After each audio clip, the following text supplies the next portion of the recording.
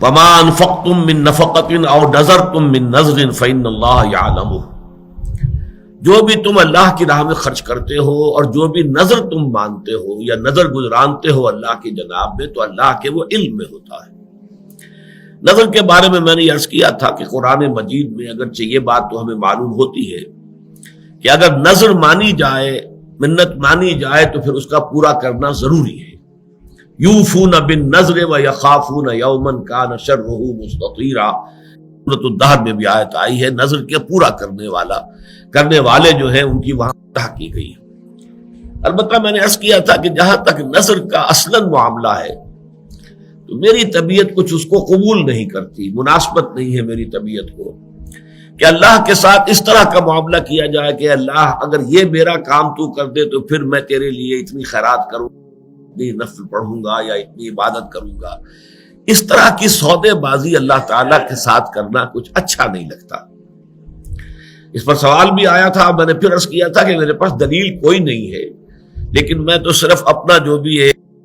ایک احساس ہے وہ میں نے آپ کے سامنے رکھ دیا ہے، لیکن میں اس کی حرمت کا کوئی اعلان نہیں کر رہا کہ نذر ماننا حرام ہے یا غلط ہے یا مکروہ تحریمی ہے، نہیں، لیکن یہ کہ بس میری طبیعت اسے قبول نہیں کرتی۔ اس اجتماع میں جو حضرات موجود تھے ان میں سے ہمارے ایک عزیز نے پھر مجھے حدیث نبوی جو ہے وہ پہنچا دی، جس سے کہ میرے اس خیال اور احساس کی پوری تائید ہو گئی۔ یہ حدیث قدسی ہے، یہ میں اب آپ کو پڑھ کر سنا رہا ہوں۔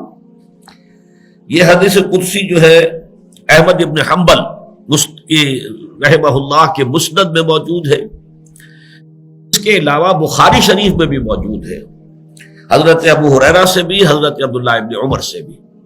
لیکن بخاری میں جو یہ دو مقامات پر آئی ہے اس میں یہ صراحت نہیں ہے کہ یہ حدیث قدسی ہے، بلکہ یہ کہ نبی کی حدیث، نبی اکرم صلی اللہ علیہ وسلم کے قول کی حیثیت سے اس کو بیان کیا گیا ہے، جبکہ یہ حضرت ابو ہریرہ ہی سے، جبکہ مسند احمد ابن حنبل میں آئی ہے تو اس میں بالکل وضاحت ہے کہ یہ حدیث قدسی ہے، اور میں اسی کا متن آپ کو سنا رہا ہوں۔ عن ابی ہریرہ رضی اللہ عنہ عن النبی صلی اللہ علیہ وسلم قال قال اللہ عز وجل، حضرت ابو ہریرہ سے روایت ہے اور وہ روایت کر رہے ہیں نبی اکرم صلی اللہ علیہ وسلم سے کہ آپ نے فرمایا کہ اللہ تعالیٰ یہ فرماتا ہے، قال اللہ عز وجل لا یاتی النذر علی ابن آدم بشیء لم اقدرہ علیہ،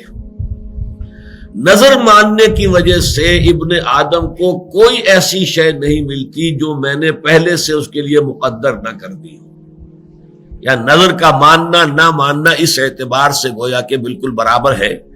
اللہ تعالیٰ نے جو بات پہلے سے طے کی ہوئی ہے اس نظر کی وجہ سے اس پہ کوئی تبدیلی نہیں ہوگی۔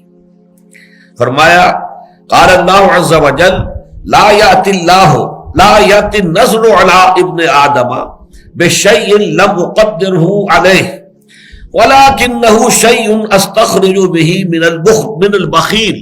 یؤتینی علیہ ما لا یؤتینی علی البخل، لیکن یہ ایک ایسی شکل ہے نظر کی کہ جس کے ذریعے سے میں بخیل کے مال میں سے کچھ نکلوا لیتا ہوں۔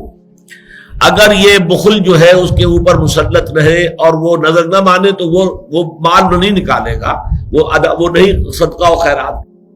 نظر کے حوالے سے کم یہ کہ کچھ غرباء کا، کسی مساکین کا کوئی فائدہ ہو جاتا ہے، بھئی یہ فائدہ ہے، باقی جہاں تک میری تقدیر ہے، میرا فیصلہ ہے، وہ اپنی جگہ برقرار رہتا ہے۔ تو اس سے بہرحال میرا احساس تھا، اور اس پر میں نے اللہ کا شکر ادا کیا کہ وہ احساس جو ہے وہ بہرحال بنا تو قرآن اور سنت کے مطالعے سے ہے، مجموعی مطالعے سے جو ایک ذہن اور مزاج بنا ہے، اس میں بعض چیزیں واقعہ یہ ہے کہ فٹ نہیں بیٹھتی، اور پھر یہ کہ جب ان کی تائید مل جاتی ہے کسی آیت قرآنی سے یا کسی صحیح حدیث سے تو پھر یقیناً خوشی ہوتی ہے۔